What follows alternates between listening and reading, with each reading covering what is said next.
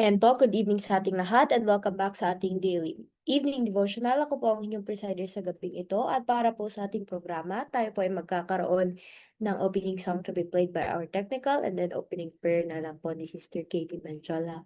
And then after po nun ay mapapakinggan natin ang speaker sa gabing ito na si Brother Elmer Rago.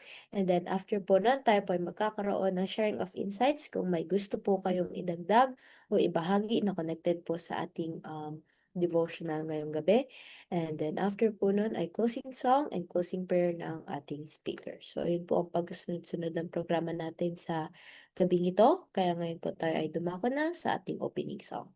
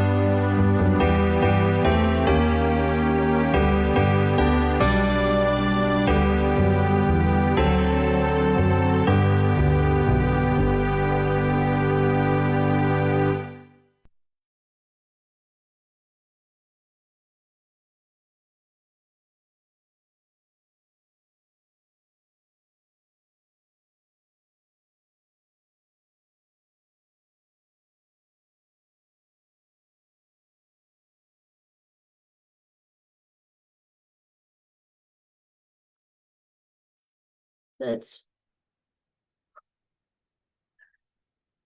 pray, dear Heavenly Father, that we thank you for the wonderful day that you have with us. Please guide us again this evening as we have our evening devotional, and please guide the speaker as they impart to us the message for this evening. Please also guide us throughout the evening, and please keep our loved ones safe, keep them away from any harms and dangers, and please forgive us from the sins that we have done. Thank you for hearing and answering our prayers. In Jesus' name we pray. Amen.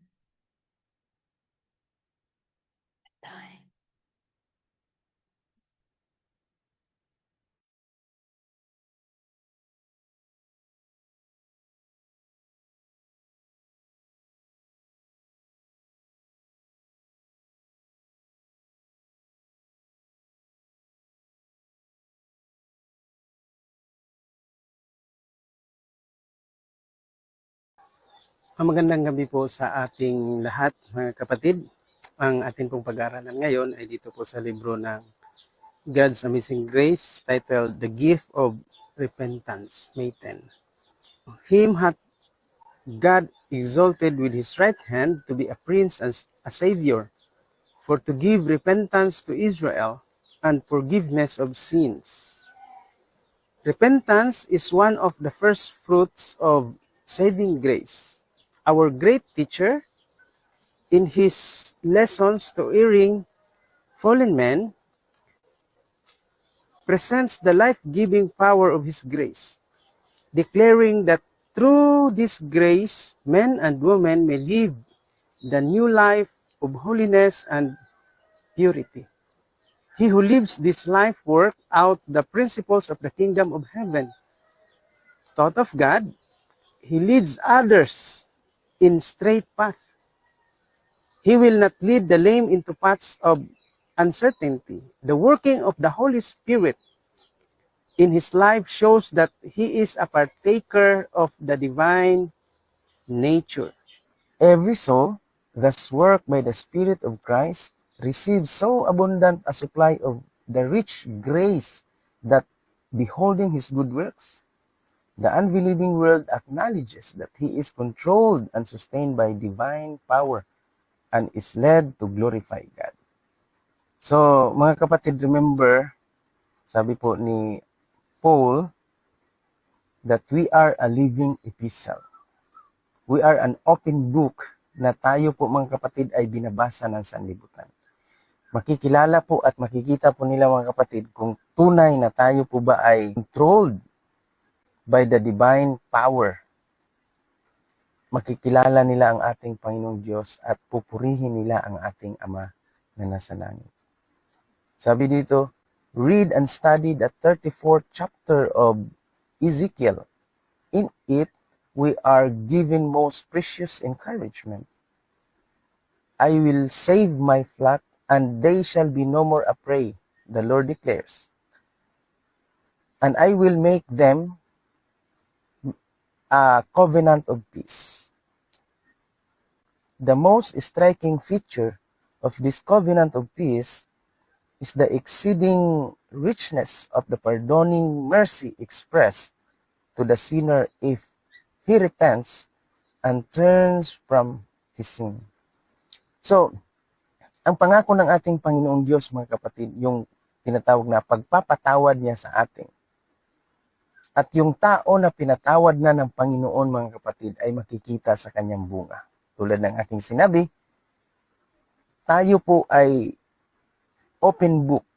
Makikita, mga kapatid, mababasa sa buhay natin, mga kapatid, kung tunay na naninirahan ang presensya o ang banal na espiritu sa buhay natin, mga kapatid, sapagkat makikita sa ating bunga.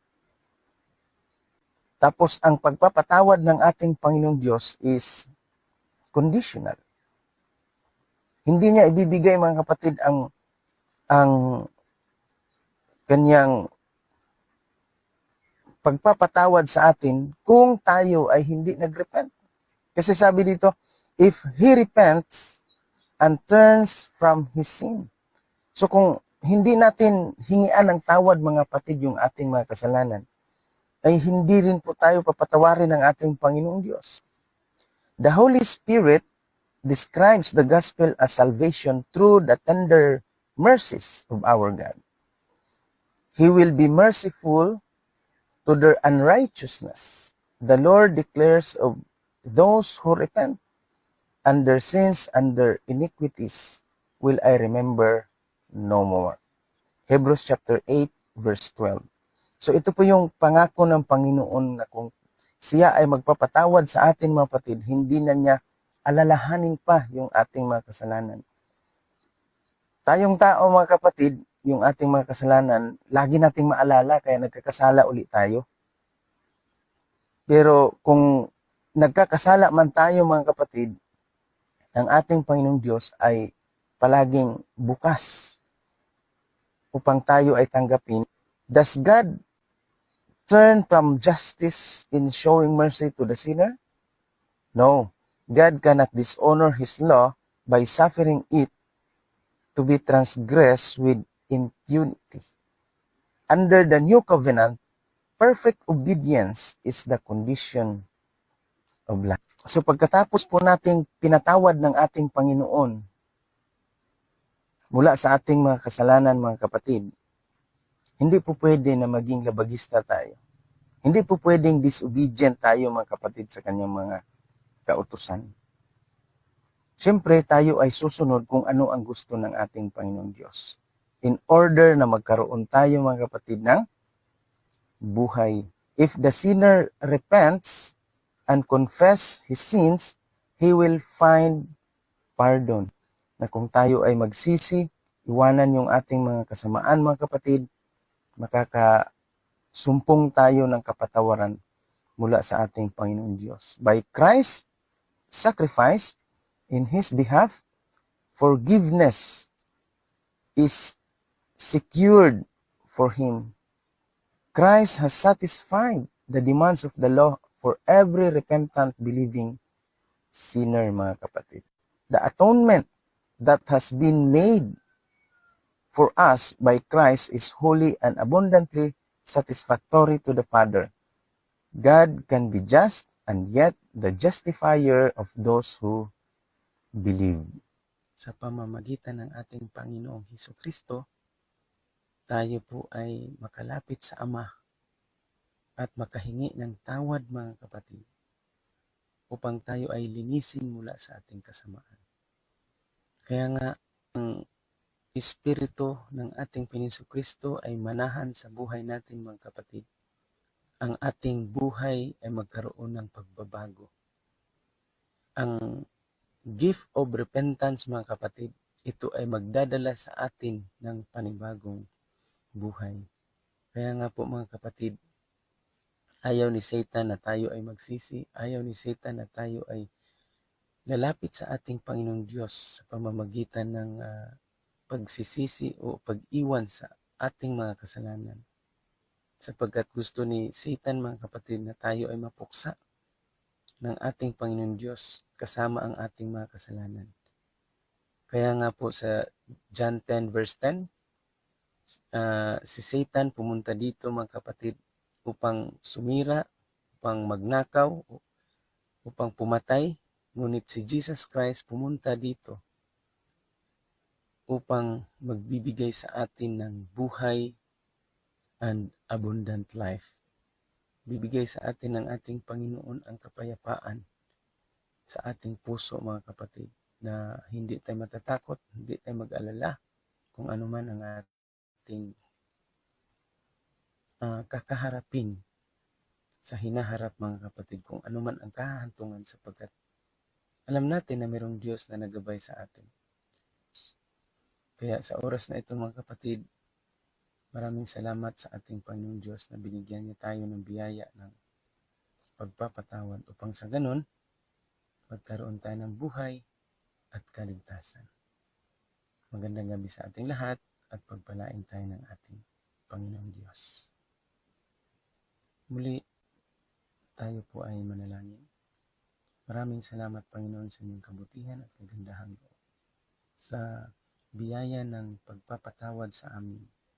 Salamat, Panginoon, sa inyong habag sa bawat isa sa amin na sa pamamagitan ng iyong anak na aming Panginoon Kristo, kami ay mamuhay at mabuhay, Panginoon, sa ilalim.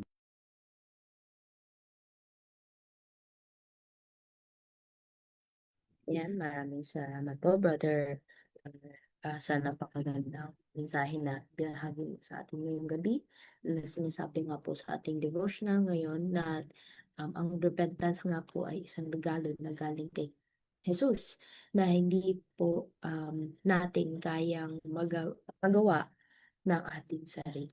Hindi kayang magawa ng tao lamang. Kasi sabi ko dito, ang lesson sa ating devotional sa gabi ito na ang Panginoon po, binibigyan po tayo ng biyaya para po talikuran ang kasalanan at baguhin ang ating mga puso para maging katulad po sa Kanya. Kasi dahil dito, ang covenant of peace, we are promised that God will forgive our mistakes at bibigyan niya po tayo ng kalakasan araw-araw para magkaroon po ng mas mabuting buhay. So, sino po ang gustong mag-share ng kanilang insights for this evening?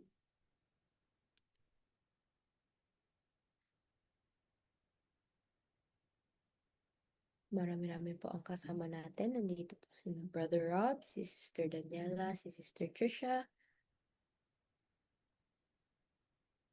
Good evening, Brother Rob. Just like to remind us of the story of the prodigal son. So the prodigal took advantage of the father. He spent all the money, and he even asked for it in advance. But when he realized his mistake or his need, he realized that his father was very compassionate, loving, that he would willingly accept him back, even as a worker or not a son, but just a worker. So we see the father as patient. These are the characteristics: compassionate, watching and waiting for the sinner's return, eager to restore rather than condemn. That's an illustration that if we wander away from God, forgiveness is there, no matter how far we stray. We will be welcomed back. The Father's love isn't earned, it's freely given. This is the grace that God gives that we don't deserve. The younger son's change of heart is the key to repentance. These are my thoughts. Thank you. Amen, Brother Rob. Ayun nga po, nagbibigay nga talaga sa atin ng reminder itong kwento ng prodigal son na kahit nga po tayo ay may stray sa Panginoon, ay He will welcome us with open arms if we repent fully at nasa Panginoon. So, sino pa po ang gusto mag-share ng kanilang insights sa gabing ito? Magandang gabi po. Gandang gabi po, Sister Daniela. So, our devotional reminds us na by Christ's sacrifice in His behalf, yung pagpapatawad talaga ay umaapaw sa atin. So, gusto talaga din ng Panginoon na malaman natin saan tayo nagkasala. Specific nating sabihin saan tayo nagkamali at doon tayo patatawarin. Kasi even na alam na ng Panginoon yung mga kasalanan natin, pero gusto din talaga ng Panginoon na ma-acknowledge ng makasalanan yung kanyang kasalanan para maging aware na siya sa ano yung dapat niyang gagawin. So kaya nga yung kautusan, yung law is the mirror na kung saan doon natin malalaman kung saan tayo nagkasala. So nandyan yung biyaya na magpapatawad kung atin talagang tatanggapin yung kanyang paalala to correct us at to guide us para maging tama yung ating mga desisyon. So, Christ has satisfied the demands of the law for every repentant, believing sinner. So tayo, inangkin natin na tayo makasalanan. So, dahil tinanggap natin si Kristo na ating tagaligtas, mas very clear natin makikita ano o saan tayo nagkasala. So, yun lang po. Amen. Ayan, talaga na, tunay naman po talaga na kapag tayo ay maghihingi ng sorry, kailangan po talaga natin i-specify kung anong hinihinga natin ng sorry. Hindi lang sa Panginoon po, kundi kanino man tayo nagkasala. So, sino pa po ang gustong mag-share ng kanilang insights?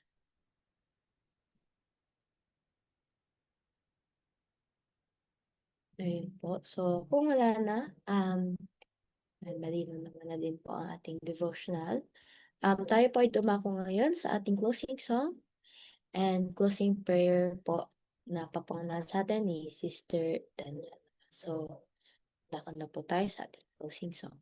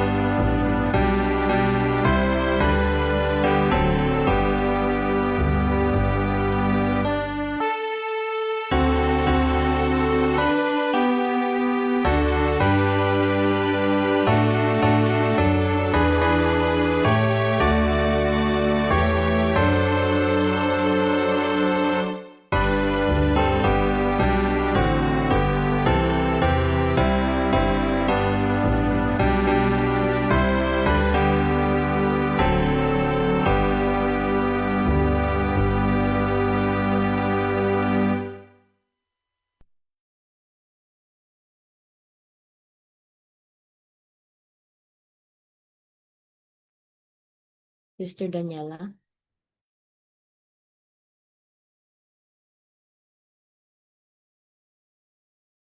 Thank you so much for the wonderful message you given Pana, and please help guide in daily life and give us strength to follow you and help us also to overcome our all weaknesses. And sa gabing ito, ingatan niyo po kami sa aming pagtulog at gisingin din po sa umaga. Salamat Panginoon sa pagdinig sa aming dalangin. In Jesus' name, Amen. Amen. Ayan, maraming salamat po Sister Daniela sa pag-lead ng ating closing prayer and sa speaker natin, si Brother Elmar, sa napakagandang mensahe na ating narinig. And maraming salamat din po sa mga nakasama natin dito sa Zoom and sa mga nanonood po sa Facebook Live. Sana samahan niyo po kami muli bukas ng umaga para po sa ating daily morning devotional. And bukas na magaganap po ng alas 5 ng umaga. And bukas po ng gabi para po sa ating daily evening devotional na magaganap po ng alas 6 ng gabi. So, dito po nagtatapos ang programa natin sa gabing ito. Kaya once again, good evening po sa ating lahat and God bless us all.